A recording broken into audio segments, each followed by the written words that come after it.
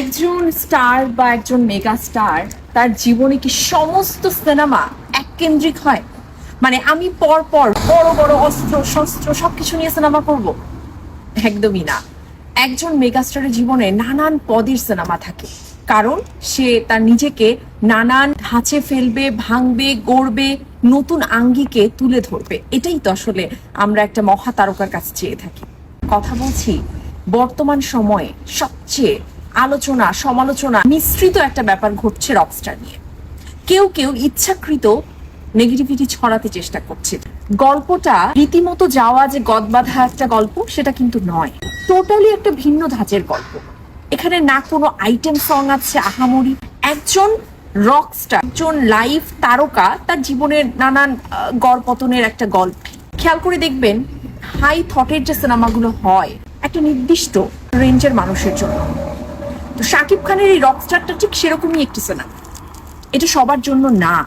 তো যারা বুঝতে পারছেন না তাদেরকে বলবো, কিছু গল্প থাকে যে একবার যখন আপনার মাথায় ঢুকে যাবে সেটা আপনি আর বের করতে পারবেন না, কিন্তু ওই যে ঢুকতে যে সময়টা লাগবে এইটুকু সময়টা আপনাকে দিতে হবে।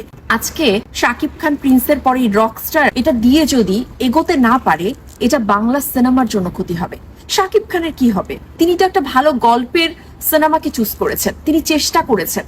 এই যে ভোকাল কর্ড নিয়ে তার খেলাটা, আমি বারবার করে ভাইকে বলি, স্পেশালি তাণ্ডবে, এটা কিন্তু আপনারা জানেন যে কতটুকু চাপ প্রেশার পরে কণ্ঠনালীতে। ইনফ্যাক্ট তাণ্ডবে তার ব্লাড পর্যন্ত চলে এসেছিল। তিনি এখানেও কিন্তু এই মুভিতেও সেই কাজটাই করেছে।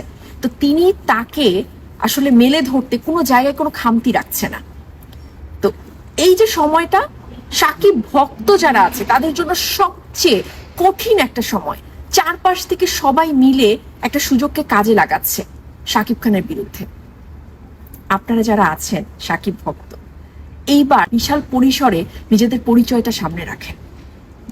সিনেমাটা দেখুন, বেশি বেশি করে দেখুন এবং উৎসাহিত করুন সকলকে দেখতে। আর আমি সাধারণ দর্শকদেরকে বলবো, আজকে শাকিব খান যদি এই জায়গাটাতে হেরে যায়, কিচ্ছু হবে না ওনার।